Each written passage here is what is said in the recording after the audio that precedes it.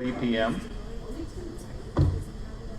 This is a regular meeting of the Guam PUC, February 23rd, 2023. It's 6:40 p.m. All commissioners are present this evening with the exception of Mr. Mike Pangilinan. And first order of business is approval of the minutes of January 26, 2023.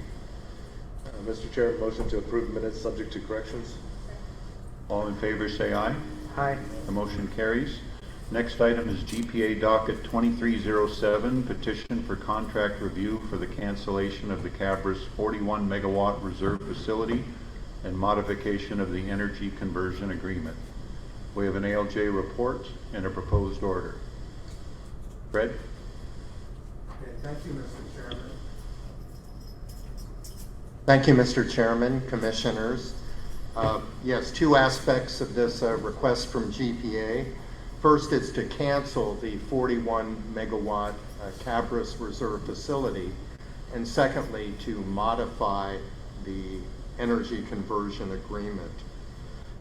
You commissioners may remember that in 2021, GPA came before you and asked you to approve the building and construction of the 41 megawatt reserve facility at Cabras. Previously, in the original ECA, it provided for a 65 megawatt facility at the Ukadu plant. But there were a couple of problems. One was the US EPA said that if the 65 megawatt plant were built, that would delay the project because major source permitting would be required. So instead of using that facility, basically the facility at Cabras was substituted for what had been the 65 megawatt facility. And there were some other big advantages. One was that the 41 megawatt facility could be run a lot longer, could be run up a minimum of 2,500 hours a year, as opposed to 500 hours annually for the 65 megawatt. And also, it was GPA and not the plant operator that would determine when the Cabras plant would be used. With the Ukadu plant, it would only have been Guam Ukadu Power that would decide when to deploy that plant. So the commission did at that time approve the 41 megawatt facility to be built. But then after that, Guam Ukadu Power had requested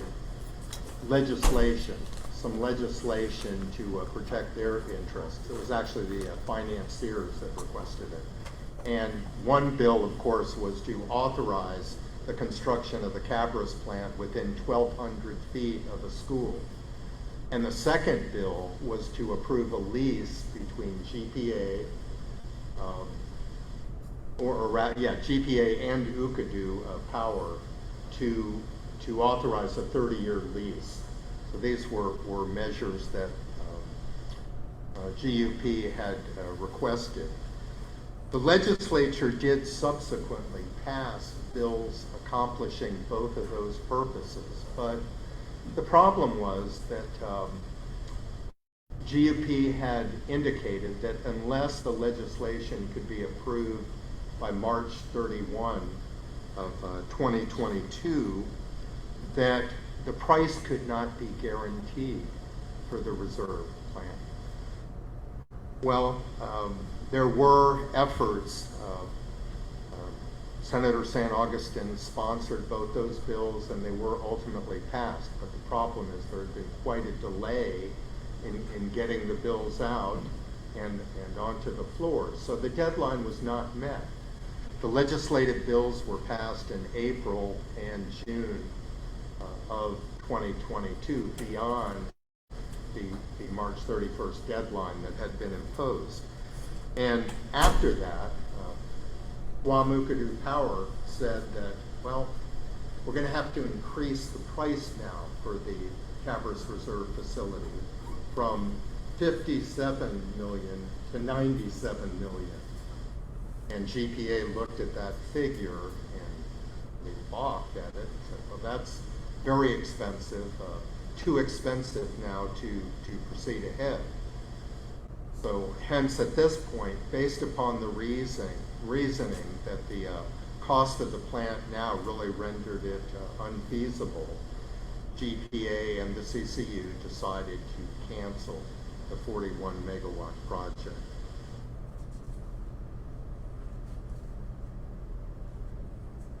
It seems that that is a reasonable kind of road or manner for GPA to follow. The cost is exceedingly high, and I think that's the type of management decision. If it's well-founded and reasonable, it normally would be within the purview of the CCU and GPA, and that absent something unusual or extraordinary, the commission would not second guess that kind of holding. I had a concern, perhaps. I had a couple of concerns. One is whether this action canceling the 41 megawatt plant would affect the major source or minor source permitting. And Mr. Both has assured me that no, the minor source permitting has already been approved and will not be affected by the cancellation. And my second concern was whether the absence of either facility, that is the 41 megawatt or the 65 megawatt at Ukadu, would somehow create insufficient load, or GPA might not have sufficient load. And I just don't see that as much of a possibility at all. First of all, MEC 8 and 9, PD 8 and 9 will still be in use. And although there was a time when GPA had asked to cancel those plants, I think they changed their mind on that. In fact, now there's a docket coming up where they will be extending operation agreement of those plants even longer, maybe to 2029. So both the MEC plants will be available. We're going to have 300 megawatts of solar power coming into the system. And the Agreco, I believe it's about 40 megawatts. That could also come into use. It requires some overhaul and equipment change. But for those reasons, I didn't really find any concern or worry about canceling the 41 megawatt facility. So the order I prepared would basically accept the petition of GPA, allow for the cancellation. The modification of the ECA will only be essentially taking out 41 megawatt facility from the language in the ECA. So that seems pretty standard. So there's also a requirement that GPA will file the final revised ECA, and I will take a look at that. I mean, I don't anticipate there's going to be much other revision than just taking out the words 41 megawatt facility. So for those reasons, the petition should be approved. Thank you, Fred. Any comments from GPA?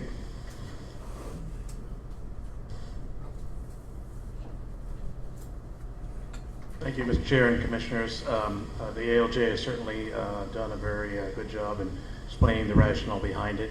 I want to assure the Commission that we have adequate reserves to take care of this. It certainly would have, had the price been, if we could have reached a somewhat agreeable agreement on the price, we would certainly have kept it. We just felt that the almost doubling of price and the basis for that was not only did the equipment go up in price, I mean, for the diesel units that were there, but the construction costs have gone up as well from Doosan. So we just felt, you know, coming from the original budget amount of $57 million to $97 million, almost doubling was just not something that was economically feasible. Since we do have other units, including the PD 8 and 9 units, PD 7, and the GECO diesels, and other units that you know, with overhaul will certainly be adequate to address the reserves while you know, once Ukadu comes online. And really the reserve units will be needed much less frequently than they are now with the operation of cameras, but will still be needed, you know, once every 4.5 to 5 years when they do an overhaul of the Okadu power plant. And that's not that long a period, but still, we would keep those units operational during that period. Thanks, Graham. Graham, when is the CCU going to make a decision on PD 8 and 9? They already did make a decision on PD 8 and 9, so we would be bringing that to the PUC presumably next month, if that meets your schedule. So, The CCU has already voted on Tuesday to extend in accordance with our request, to extend the agreement for another 5 years. okay, For PD 8 and 9. good. And are they planning on moving the Gigo diesels at all? Would they bring them down to Cabras or some other site? I think the potential for moving those was basically after Okadu is online and running, then we would consider where we could reallocate those units. Okay, But for now, they would stay there, and there are a few of them that obviously need to be overhauled, and so we put out a bid for that we have not awarded the bid yet, but that bid should provide for a certain number of units per year to be overhauled, along with the operation and maintenance of those units. is the plan to put those back under a private management again, like Yes. previously? Yes, it would include the private management along with the overhaul of the units that have excessive hours on them. Okay, go ahead, Joe. Yeah, once Ukudu goes online and 3-4 years later, you need to do an overhaul. Does it affect the whole 198, or are you doing it in phases? No, it's in phases. Okay. That's why we would intend to maintain 8 and 9, to allow for that. Obviously the first overhaul, it probably won't be as significant as it's newer, but as it gets older, I'm sure they'll have all the parts lined up to try and, keep the overhaul as short as possible. But they do have three units plus one steam turbine, right? And so they'd obviously want to make sure that those are in top-notch shape, because they have penalties if they don't meet the operating requirements. Doris? So, the 41 that we're talking about now, instead of you trying to keep it 89, that's going to take care of that, more or less. Yes. What about the 65 that was also canceled previously? So that one, the 41 was a substitute for that. Basically, the 65 could only have been operated for up to 500 hours a year if it stayed at the Okadu site, and then the 41 megawatt was the substitution for the 65. So it was a smaller unit, but it could operate up to 2,000 hours a year under our dispatch, right? Before it was just up to the contractor when and if they wanted to dispatch it. So, one following up on Joe's question, when you have, when you take down Ukudu, what will be the reserve capacity to? Well, it would still be 8 and 9, the Gigo diesels, Temis 7. We would still have those units.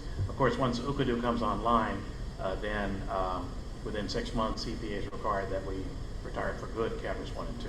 Right. But we would still have the other units available, Dedido CT 1 and 2, Machechi and Gigo CTs to do that. But during the overhaul, they're not going to take 198 offline all at once. They'll do parts of it as they go along as needed.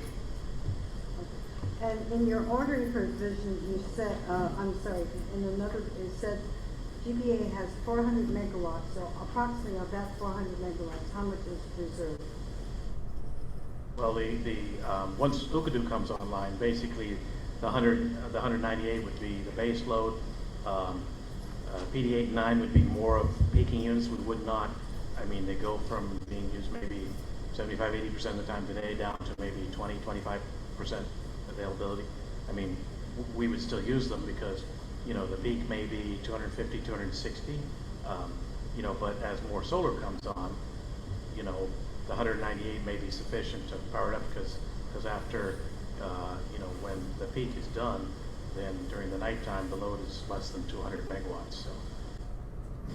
Thank you. Go ahead, Pete. Thanks. Hey, Graham. A while back, I know the Greco units were, we had some issues with those because they were just so expensive to run back in the day, and we were spending all this money for gas or the diesel or whatever it was. So you're saying that the Greco units are no longer, back in the day too, they were run by a private firm, weren't they? Yes, Right? they were. And so we were saying that. So as much as possible, I tried not to use those Greco units. Those are really for emergency uses at that one point, right? So, so just cost there, caution with, and some cost on that. MEC 8 and 9, what's the load on MEC 8 and 9? 80 megawatts, I mean, 80? 80 And megawatts, yeah. is that, how much do we spend per year with MEC 8 and 9? Is that based on consumption? Or is it based, Well, or is it just a flat contract? there's obviously the fixed fee for them to operate that, Right. and then there's variable O&M for that. So I think even the GM was saying in his presentation that once Ukadu comes online, we expect the variable cost to drop by 3 or 4 million a year. You know, Yeah, so that's the whole purpose of the new plant, was to try to bring down the cost for all the ratepayers, you know, have a more economical and sufficient plant, and then bring all the solar. So I just want to make sure that we're not, you know, going in the opposite direction by keeping all the old stuff online and spending more to operate those.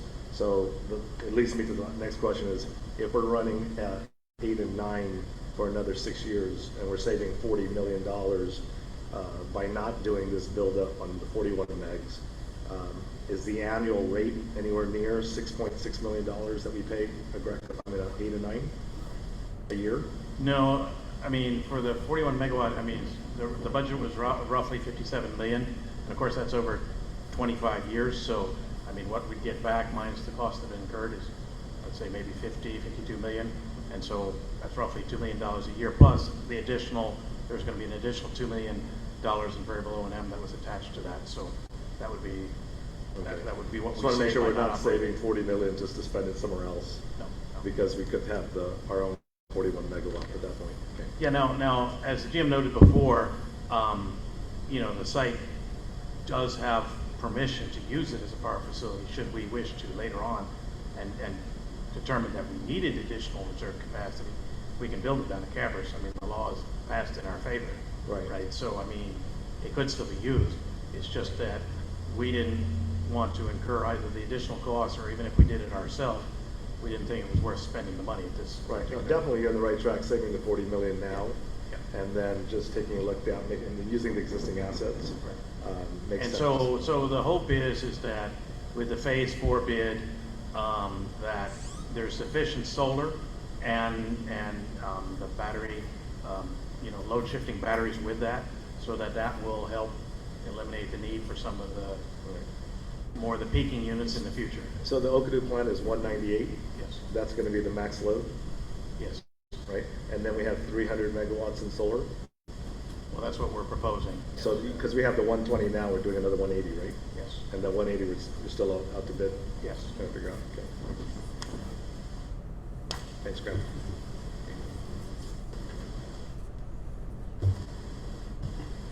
Pedro? Yes, I'm very comfortable with the programs that you guys are setting up and removing the 41 megawatt that maybe needed for 5 hours a day for 6 months. So with that, I would like to recommend that we approve the GPA docket 23-07. Is there a second? Second.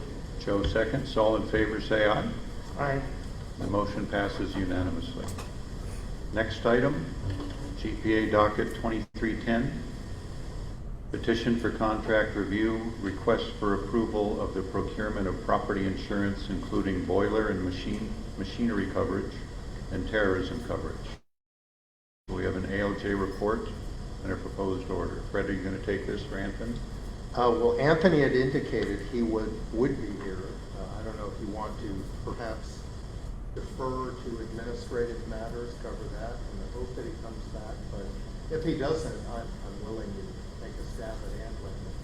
Okay. Why don't you message him to see if he's on his way? Or if he's still in the meeting? Because coming from the OG to here is a long time. And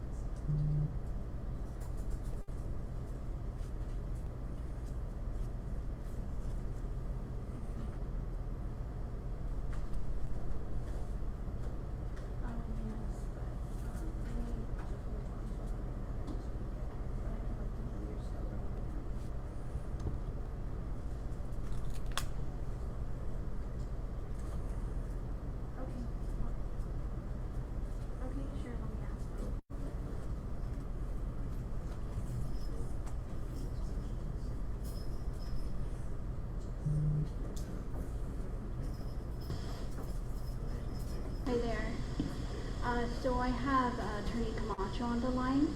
He is running behind, about 10 minutes he says, but he's also willing to do it over the speakerphone. It's up to you. That's okay. We'll move on to the next administrative matter, And and just- then by that time we're finished with that, he should be here. Okay, I'll let him know. Okay? Thanks, Colleen. So let's move to administrative matters, PUC Resolution 2302, authorizing the PUC to purchase a TCD. Fred? Thank you, Mr. Chair. We contacted Coast 360 and spoke to a couple of people there. Monica Pito, one of their administration officials, and Pia from the term share department. But anyway, it's a little more complicated than we think. First of all, we have to set up a membership there. You have to be a member of the credit union, and that takes an application. And then secondly, the particular program that Commissioner Brooks had suggested is a 1-year, 12-month, 4.3% interest term share. So that's what is included in the resolution. The resolution would be approving the PUC becoming a member of the credit union, would approve $100,000 for the certificate of deposit term share for 12 months, as I indicated. We have changed the signatories, so the signatories would be the chairman and the vice chair, Mr. Montanola. I believe that our Administrator Lou has the forms here tonight that we'd have to take through to Coast 360. Once all these documents are signed, we also have in the resolution that Ms. Paloma would be authorized to transact business for the PUC. So the bank, of course, needs this resolution before we can proceed ahead. Go ahead, Pete. Yeah, just a quick question. So, so Coast 360 is an application. They'll allow entities to be a member, not just individuals. Yes. So- It includes a not-for-profit corporation, Okay. which we are a public corporation and presumably not-for-profit, Not-for-profit, so correct. I think. And I did explain that to the lady Pia that I spoke with, and she didn't raise any issue or problem. So they will just take a resolution from us Yes. to conduct business. And then also on that $100,000 for 12 months, I'd recommend that we do 25,000 every 3 months. So just start 25, 25, 25, 25, so that we have, so it'd be 100 at the end, but that will be rotating through TCDs so that it's not tying up the entire 100 in case we need it. Just a recommendation.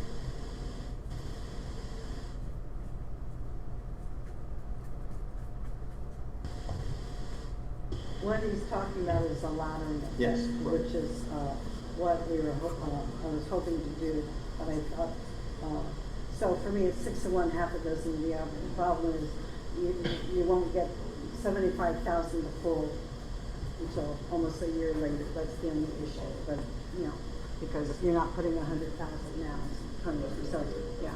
So, but that's 6 to 1, half a dozen of the other, but I think we should head in that general direction. And also, when OPA, when I was at OPA, we did the same thing, but usually we had it in $100,000 or $50,000 increments.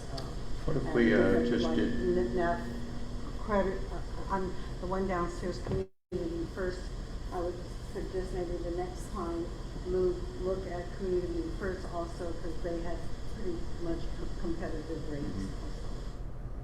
Pete, how do you feel about just doing 250s, 6 months apart? And we can add more later on and get the other 2 quarters later.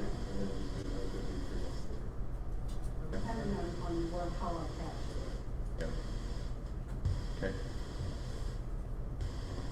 How's everybody feel about that? Start with 15. The risk averse. Um, I don't know. Any further discussion, or do you have a motion? Resolution? Yes. We can, we could have the commissioner sign tonight. I can rework the wording on the resolution. Okay. No need to approve it for a motion. Yes, but you should approve the resolution, of course. Yeah. Go ahead, Pete. And this will give the chair future authorization to do exactly like what we were talking about, right? We don't have to keep on doing that resolution each time. Well, I would raise a concern there, a couple of concerns. One is that Coast 360 feels it's better to have at least 2 signatories on the documents and the other things that are filed. But, you know, this is a little different than a travel authorization. The commission has an approved budget for travel every year. I forget what it is, education, it's something in the neighborhood of 60, 80,000. But that's a pre-approved amount. This is a little out of the ordinary for PUC operations. We've never done this before. I think spending $100,000 is something that should take more than just the chairman to protect both us, but for purposes of the bank records and everything else. I think it's better than that. Yeah, that's fine. Everybody's good with that? Good. It's not difficult to do a fresh resolution every time it comes up. Now we have the format. Oh, so we just do a resolution every time we Yeah, and we're not going to be doing Unless we this that change often. that. But this current resolution is gonna state 50-50 every 3 months and 2 signatories, Jeff and I, to make this first one. Yeah, make that resolution. Okay? What if next time we go out in 3 months or 6 months, and let's say we get Community First offers a better rate than Coast 360, as an example? Do we come back for another Then we can resolution? change to them. But do we have to come back to, Well, we'd have to create a second bank account, yeah? so we'd probably need a resolution for that. Is there a second? Second? Yeah, motion approved. Second, Joe? All in favor? Aye. The motion passes unanimously. We'll take about a 5-minute recess while we wait for Anthony.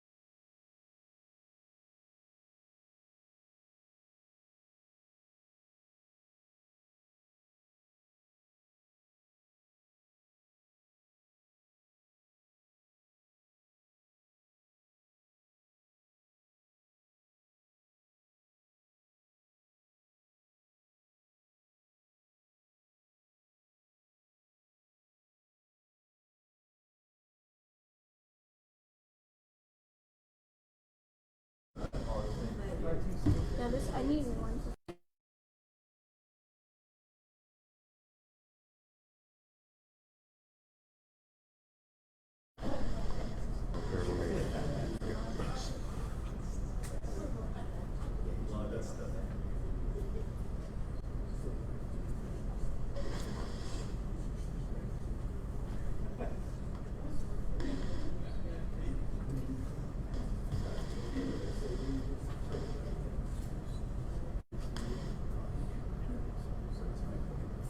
No set, Anthony?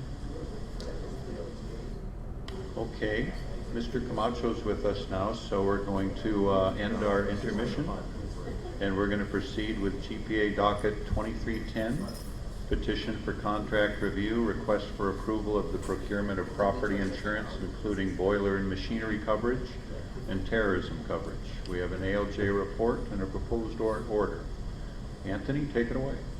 Thank you, Mr. Chairman. So basically, the last time we had this issue come before the board was 2018, and it was at that time that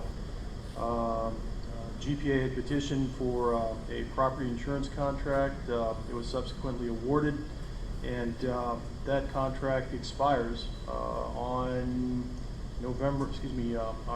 September 30 of, no, I think it is October 30, pardon me, of this year. What GPA is requesting here is permission to solicit for a new insurance contract, and essentially they estimate that based on the over $6 million cost on their existing contract for the last 5 years, that because of that they need to seek the PUC's approval prior to issuing their solicitation for a new insurance contract. So essentially, I have reviewed the contract review protocol. The estimated in excess of $6 million cost does fit within the 1.5 million contract review threshold. So this is a proper subject for the PUC's review. I have reviewed the IFB that was submitted by GPA here. It is in the proper form. It contains the provisions which GPA has ordinarily included in its insurance procurement bids. They are using a multi-step sealed bid, and essentially this isn't a normal IFB. It's an IFB process, but it has 2 steps. So in the first step, they're going to evaluate unpriced technical proposals of the offerors. They are going to deem the those proposals either acceptable, potentially acceptable, or unacceptable. Those that are potentially acceptable might be, through discussions, made acceptable. Those that are unacceptable, that is it for them. Only the unpriced technical proposals that are evaluated as acceptable will go on to phase 2. Phase 2 is conducted just like any other invitation for bid, wherein the price proposals will be opened and the lowest bidder will win the contract. So that's kind of the process that they are using. Further, as this commission has ruled before, GPA has demonstrated that it's required by its bonded interest to have property insurance, and therefore its request to issue the IFB for property insurance is reasonable, prudent, and necessary. And I forgot to mention that the IFB is soliciting for insurance policy coverage in the amount of $200 million for property damage, business interruptions, and extra expenses, and $200 million for certified and non-certified acts of terrorism. And both coverage amounts are subject to numerous sublimits as set forth in the IFB. So subject to your questions, I do recommend that the PUC approve GPA's petition, and I have submitted a proposed order that would do so. Thank you. Thank you, Anthony. GPA, any comments on this docket?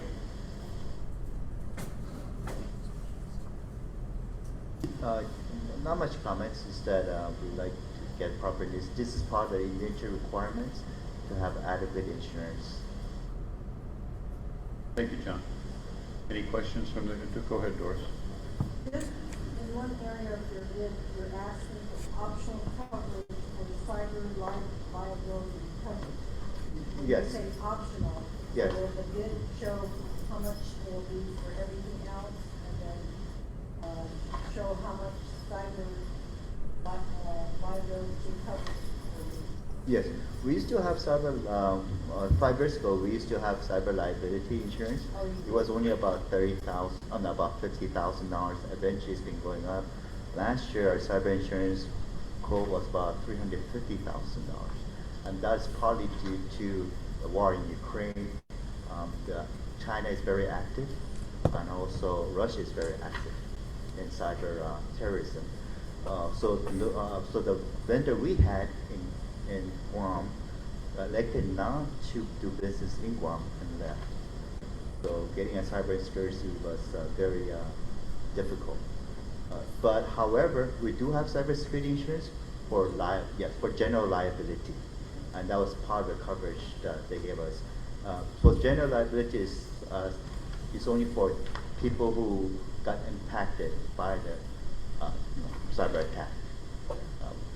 But this one was an option for like image damage control, or like for example, PR issues.